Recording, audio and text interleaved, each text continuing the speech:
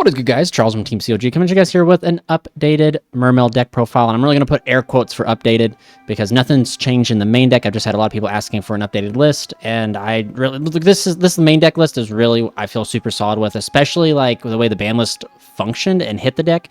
I just feel that the main deck is very well suited for that. Nothing really has to go change or anything like that. But I did the main changes were here in the extra deck, so I'm going to quickly brush through it, guys, just so you guys don't have to sit here and hang out too long. And please remember, if you guys want to help support the channel, hit the subscribe button, ding that notification bell if you guys want to directly support the channel, become a member.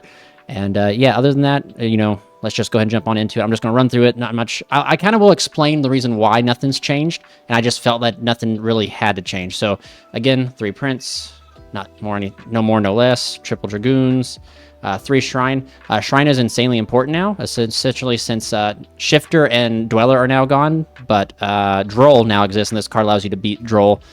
So I think that you have to play it. I think if you're not playing this card or trying to play another list another list that's not utilizing this card, you're just going to lose the Droll more often than not.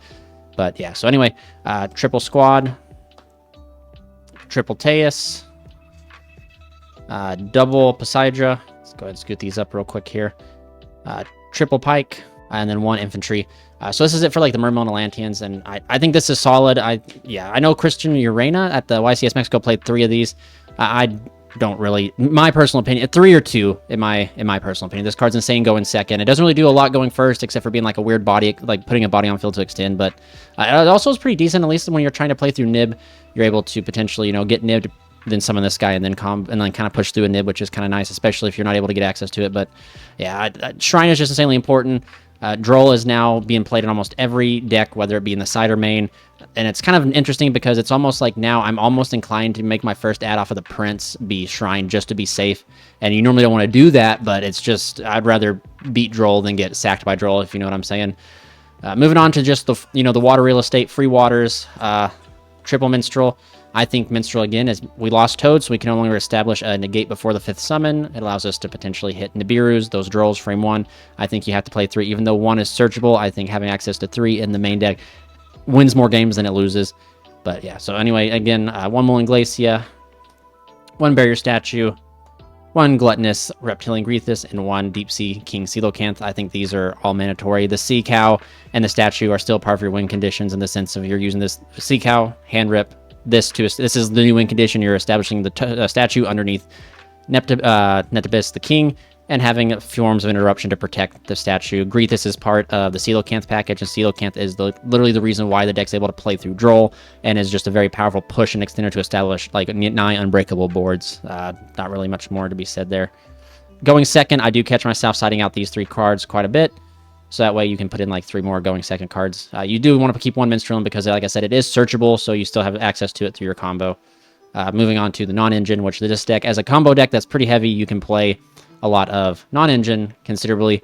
Something to note, I went to locals. It was a community post and everything. I went to locals and I ended up getting, I think it was like 4th place, but I ended up going 3-1. My only loss was to Malice, and my only reason I lost the Malice was because I saw no waters. Like, it was all my non-engine, which is kind of wild when you think, like, you just see this, like, you would think, like, oh, you should see some waters, but no, I saw no waters, and my draw for turn was either one of the big names that needed a water, or if I remember right, it was just another Ash or something. So that's just, like, what's kind of wild to me. But it happens, man. It's Yu-Gi-Oh! We gotta remember that sometimes statistics are never in our favor. But anyway, to the non-engine, triple Ash, triple Perulia. You could also play Fawaros, but I didn't want to like main deck it. I think that you can Impulse, Imperm, and then these 3 spells, 1 of spells, Triana, Triple T, and Call By. Triana is definitely just like probably the biggest flex spot, I feel like, and you could play 1 for 1 instead of Triana, but I like having the ability to like search my end board.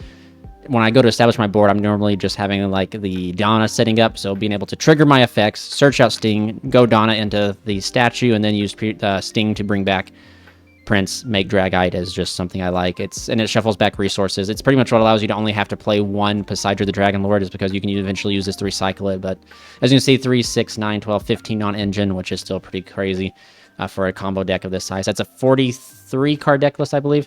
42 cards. I think it's 42 because, yeah, I think it's 42. This is where the most change happened, was here in the extra deck. So, of course, I'll just show you the Mermail lineup. The Netibus the King, Abyss Lacia, Abyss Strite, or the Spirit here, the Atlantean Spirit, Poseidra, the Atlantean Dragon Lord, and Mermail YuGiOh. This is it for your Mermail extra deck cards, which is, I mean, it's still cool. But you don't need to play 2 Poseidra, because like I said, at least in this list, you don't need to play 2 because you can use the Triana to put something back, but definitely if you're not playing Triana, play 2 Poseidra, so it can be used for the combo going first and for breaking boards going second. Not really much more can be said about these guys here. We just play one more Link 2 in the form of Marine Sail's Cruel Enemy. This card is, you know, it's water, Monster Reborn, pretty cool. Not really much more can be said there. One Live Virtue. So this is another new addition. You have particular lines where you can use like Greet This 3 Born back out the Atlantean Spirit Shrine, and then like you're able to overlay into this, recur a Dragoon to your hand, in which then when you go to the discard throughout your combo, Dragoon's able to replace itself by adding you further cards, either getting you access to Poseidra to be able to put to the graveyard, getting you access to the Prince for that particular layer of disruption through your inboard. The Virtue is pretty crazy. Do take note, this card is not detached for cost, so it doesn't trigger any of your Atlanteans or anything like that. Once Noticed Giant. I know some people have been playing the Magic Key card, and I'm going to quickly touch base on that real quick. Why I think this card is better than the Magic Key card is because you have to play a brick. And I know what you're going to say. You're going to say, oh, well, actually, it's a water monster that, you can use. So that's a good logic for most of the deck, right? Essentially, well, chummies, when you know you're going first, they're not really, like, they don't do you nothing, but they're a water to pitch, right?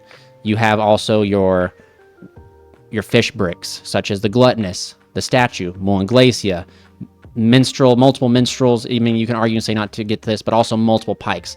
So yes, it's not a brick, the vanilla, because it is a water level 4 fish, I believe, that you can essentially, use as discard fire. But once you start playing all these like pseudo bricks, you start increasing your chances of opening multiple of these bricks. So yeah, seeing 1, maybe 2 isn't super terrible, but then since you're adding 1 more, you're going to potentially start seeing 3. And that's when you start getting to bad hands, when you start getting these like really weak and unplayable hands, and you don't want that. You want to have every hand be playable and every hand be consistent. And I just feel like Noticed Giant does what that card does without having to play the brick. And I just would rather, you already play enough quote-unquote bricks that when you get enough of those quote bricks together, you're going to build a brick house, and you're just not going to be able to play. So that is just my opinion. Again, it's just, this card only comes up in a lot of Glacia lines I've found. Very seldom does it come up in like any of the other mainstream combos, but you definitely have a lot of freestyle combos where this card comes up by just being able to search you. Essentially, this card says Detached Dragoon search. It's search a Sea Serpent. That's what this card says, and why wouldn't you play it? Number 4, Stealth Kraken. Part of the inboard is to protect the statue. You don't want to like establish your board of like guys. So like you don't want to establish your board with all this like powerful stuff when they can just normal summon 1 monster and attack over statue, then continue to play. Even if you do end on YuGiOh or Dragite, you can still have your board broken.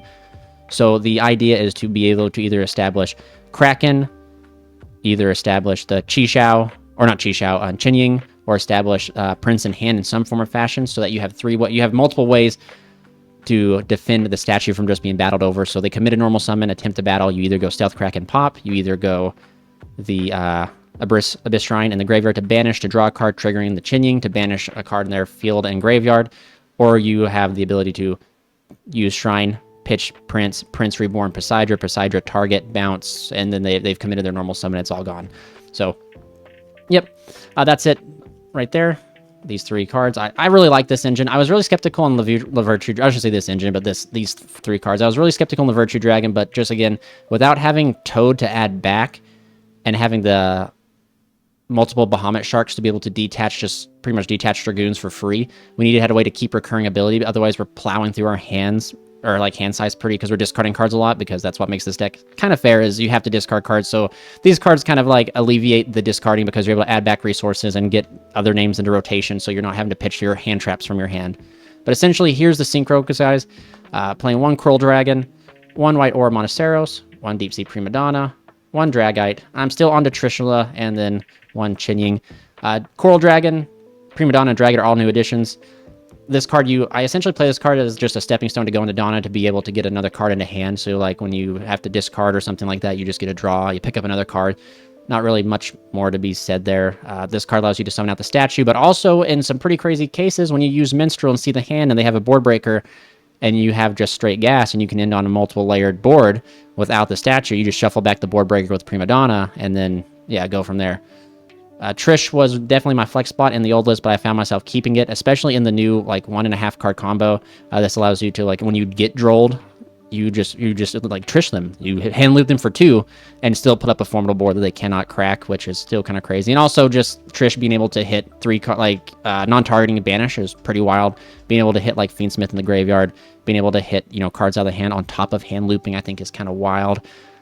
So yeah, this is pretty much Dragite being a monster negate is pretty, or spell and trap negate. Again, your inboard normally is, you know, Neptibus, Dragite, YuGiOh statue with a Neptibus in hand. That's like the most standard inboard I've been able to get to through like no disruptions, which is, again, you have everything. You have a spell and trap negate, you have a monster negate, you have the ability to protect statue. They can't special summon except for water monsters. You're going to have a bounce and a, yeah, it's just kind of wild.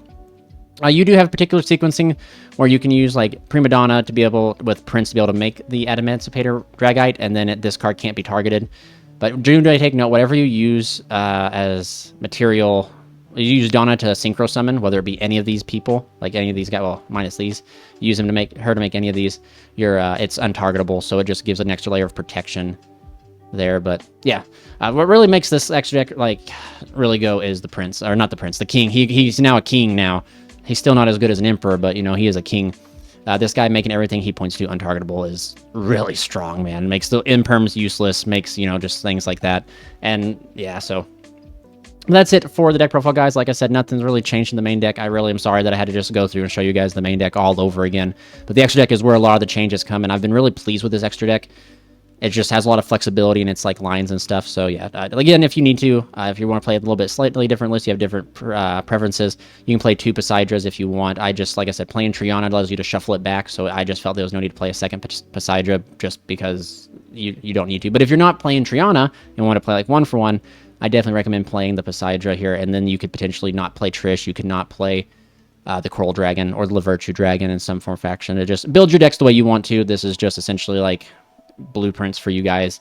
I've just had a lot of success with this deck, and it's probably my new favorite deck to play into the oncoming format. So anyway, that's it for the profile, guys. You guys stay safe, stay healthy. This is Charles from Team COG signing out.